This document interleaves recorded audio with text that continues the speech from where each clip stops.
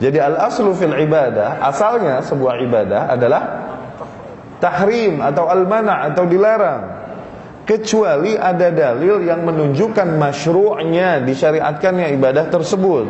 Kalau tidak ada masyru'nya, disyariatkannya, maka kembali dia ke hukum asal, yaitu apa? Dilarang. Ketika sebuah ibadah tidak ada dalilnya dalam teknis demikian oleh Rasul SAW, kemudian dipaksakan, jadilah ibadah tersebut justru bukannya mendapatkan pahala seseorang yang melakukannya, malah mendapatkan dosa, bid'ah. Itu bid'ah. Dan bagaimana menghukumi sebuah hal menjadi bid'ah, ini hal yang telah kita jelaskan di pertemuan kemarin. Hari ini kita ulang. Rumus menghukum sesuatu menjadi bid'ah atau tidak. Lihat pada hal tersebut, pada ibadah tersebut. Yang pertama apa? Apakah Rasul SAW mampu melakukannya? Yang kedua apa? Kondisi, lihat, ada nggak kondisi yang menuntut Rasul SAW untuk melakukan hal tersebut? Kondisinya tepat nggak dan lain-lain. Oke? Setelah semua itu, yang ketiga apa? Adakah riwayat, khabar yang mengatakan bahwa Rasul SAW melakukan begitu? 3 rumus ini untuk menghukum sesuatu. Terapkan. Misalnya kemarin kita katakan membaca Al-Fatihah, mengirimnya untuk yang telah meninggal. Al-Fatihah ya akhi, surat yang mulia, surat diantara surat-surat yang ada di dalam kitabullah, dan surat yang paling mulia salah satunya adalah Al-Fatihah nih. Saya tahu kemuliaan Al-Fatihah. Ibnu Qayyim Al-Jauziyah rahimahullah berkata di Madarijus Salikin, Allah Subhanahu wa taala turunkan ke atas bumi ini ratusan kitab. Ratusan kitab. Ya? Kitab ini dibawanya oleh Rasul. Kitab dibawanya oleh Rasul. Nah, di antara ratusan kitab ini, semua kitab ini terangkum di dalam 3 syariat inti, 3 kitab inti, yaitu apa? Taurat, Zabur ni Al-Wa'du Al-Qadim, perjanjian lama, Old Testament. Oke? Taurat. Sama Injil. Injil ni perjanjian baru, Bible. Oke? Nah, 3 kitab ini merangkum apa yang ada di dalam kitab-kitab yang Allah Subhanahu wa taala turunkan. 3 kitab ini juga terangkum lagi di dalam kitab terakhir penyempurna, yaitu Al-Quranul Karim. Ajib gak? Al-Quranul Karim terangkum lagi di dalam 1 surat, yaitu Al-Fatihah. Maka dari situ Al-Fatihah dinamakan artinya apa Ummul Quran? Ibunya Al-Quran. Oke. Kalau dikatakan Al-Fatihah adalah ibunya Al-Quran, maka maknanya surat Al-Fatihah adalah ibunya Al-Quran. Maka maknanya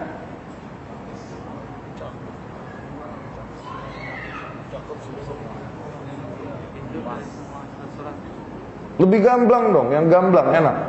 Kalau dikatakan Al-Fatihah, surat Al-Fatihah adalah ibunya Al-Quran, maka maknanya surat-surat yang lain anaknya dia. Kan dia emaknya. Iya dong. Maknanya seluruh apa yang ada di dalam kitabullah adalah penjabaran panjang lebar dari apa yang Allah globalkan di dalam Al-Fatihah. Ya, Al-Fatihah terangkum lagi dalam 1 ayat, Iyyaka na'budu wa iyyaka nasta'in. Baik, Al-Fatihah mulia enggak? Oke, mengirimi Al-Fatihah buat yang sudah meninggal, transfer Al-Fatihah transfer Al-Fatihah. Hukumi dengan rumus tadi. Rasul mampu enggak melakukannya? Yani kira-kira Rasul mampu enggak baca surat Al-Fatihah? Jangan kurang ajar. Setelah itu, Rasul SAW kira-kira ada nggak kondisi yang menuntutnya? Kira-kira ada nggak manusia-manusia yang pantaslah Rasul kirimkan untuk mereka Al-Fatihah? Ada. Manusia-manusia yang mati membela agama Rasul SAW. Setelah itu semua, adakah kabar yang mengatakan bahwasanya Rasul SAW transferin Al-Fatihah buat mereka? Tidak ada. Maka sama dengan bid'ah. Itu rumusnya. Ya. Bacain Yasin buat yang meninggal. 7 hari, 40 hari, 100 hari itu. Nggak tahu deh, di Jakarta jalan begitu, sini nggak tahu deh. Di Jawa, Jakarta bang. Rasul mampu nggak baca Yasin?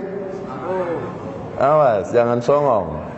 Disamber geledek ntar ente. Jagoan Rasul baca Yasin daripada ente. Ada nggak kira-kira orang yang mati di zaman Rasul yang pantaslah Rasul Yasinin di hari ke-7, hari 40, hari 100? Ada gak? Setelah itu semua, apakah Rasul Yasinan?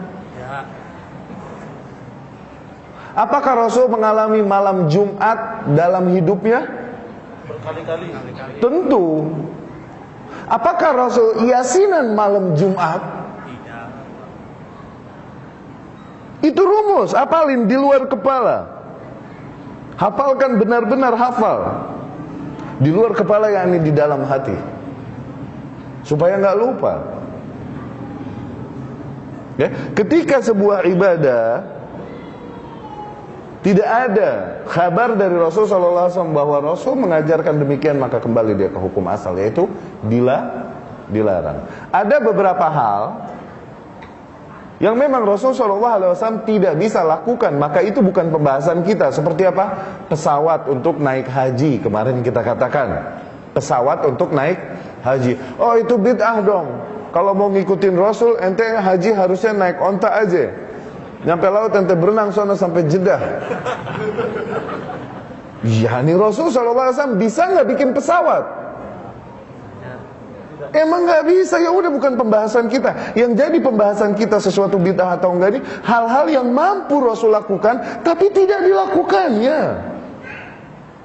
Itu kan? Mik untuk berceramah, berkhutbah, bid'ah enggak? Rasul mampu nggak bikin?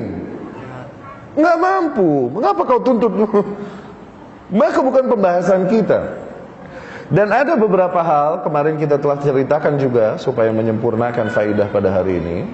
Ada beberapa hal yang dimana Rasul SAW mampu melakukannya namun belum dilakukan. Karena apa? Kondisi pada saat itu belum tepat. Syarat yang kedua tadi, kondisi.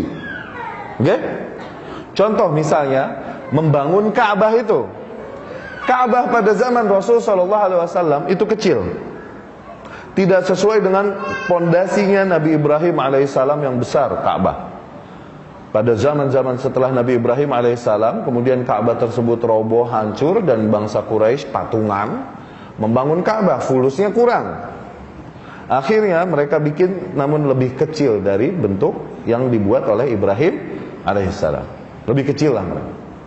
Kemudian Nabi Muhammad SAW berkata kepada Ummul Mukminin Aisyah radhiyallahu anha. Waktu Rasul ngomong, kedengeranlah sama Abdullah ibn Zubair ibnu Awam radhiyallahu anhu majmain. Abdullah ibn Zubair ini ponakan ya Aisyah radhiyallahu anha. Abdullah ibn Zubair kan nikah sama Asma bintu Abi Bakar. Aisyah bintu Abi Bakar. Maka Aisyah ini khalehnya, tantenya. Aku mendengar Rasul berkata kepada Ummul Mukminin Aisyah radhiyallahu anha, "Laula hidthanu qaumiki bi kufr lahadamtul Ka'bah wa banaituha ala qawaid Ibrahim." Kalau bukan karena umatmu baru kufur kemarin, yakni baru Islam.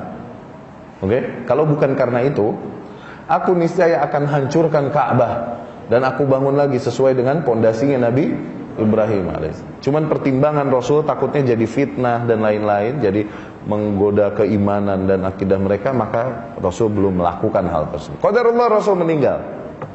Sampailah kepada masa pemerintahannya Abdullah ibn Zubair pasca masa Khulafaur Rasyidin. Abdullah ibn Zubair menguasai Hijaz dan Yaman itu sampai 7 tahunan, 7-8 tahunan lah. Kemudian dia dengan pasukannya melakukanlah niat Rasul itu, dihancurkannya Ka'bah, kemudian dibangun lagi sesuai dengan fondasi Ibrahim. Tentunya awalnya mereka takut. Namun ada satu orang yang nekat di antara pasukan Abdullah bin Zubair. Dia naik ke atas Ka'bah, kemudian dia mulai copot satu batu, terus dibuang. Terus mereka bengong nungguin, ada apa nih? Soalnya yang sebelum-sebelumnya begitu terus mampir burung ababil itu. Jadi mereka takut. Nah, Rasul pun dulu tidak melakukan hal itu. Kenapa? Ini berkaitan dengan akidah mereka yang mereka yakini dan terbukti bahwa ada yang berupaya kurang ajar terhadap Ka'bah, kemudian terjadilah yang terjadi, di mana Allah utus atas mereka burung-burung dari neraka, membawa batu-batu dari neraka. Dicopotin satu terus mereka nunggu. Apa kayak ada geledek kali, ada awan berubah kali, nunggu. Nggak ada apa-apa ya. Dan mereka berdoa, ya Rabbi, kami menginginkan kebaikan, kami bertujuan baik, kami berdoa tuh. Copotin lagi, nggak ada. Copotin lagi, nggak ada. Akhirnya semuanya turun, dibongkarlah Ka'bah, dibangun lagi, besar. Oke? Bukan oleh Rasul. Bid'ah nggak? Tidak. Kondisi yang kedua tadi, syarat yang kedua, Rasul mau lakukan, cuman belum tepat kondisinya. Iya kan? Ada juga jumrah. Kemarin kita jelaskan, zaman dulu jumrah itu cuma satu tiang. Sekarang jumrah ini tembok. Ya? Kalau Rasul dulu mau bikin tembok, bisa nggak? Mampu nggak? Mampu lah, nembok doang mah. Teknologi zaman dulu juga bisa nembok doang mah. Tapi Rasul nggak tembokin, tetap tiang. Dan sekarang kita rubah jadi tembok. Bid'ah nggak? Syarat yang kedua tadi, dulu kondisi pada masa Rasul belum menuntut untuk hal itu. Pakai tiang juga jumlah kaum muslimin cukup nyambitin tiang doang. Sekarang coba tiang, jumlah kaum muslimin segitu. Kelar haji pada bocor kepalanya nanti. Apalagi alay-alay Indonesia, anak-anak SMA ikutan haji, dia sambit sana. Kan jagonya tawuran. Beraninya dari jauh pakai batu. Alay. Maka tidak jadi bid'ah karena kondisi yang kedua tadi. Baik, itulah qawaid fiqhiyah, bagaimana kita menghukumi sesuatu, bagaimana ulama sampai kepada kesimpulan wajib atau sunnah, atau haram, atau makruh, atau mubah. Bagaimana ulama sampai kepada kesimpulan masyru'nya sebuah amalan atau bid'ahnya sebuah amalan. Baik.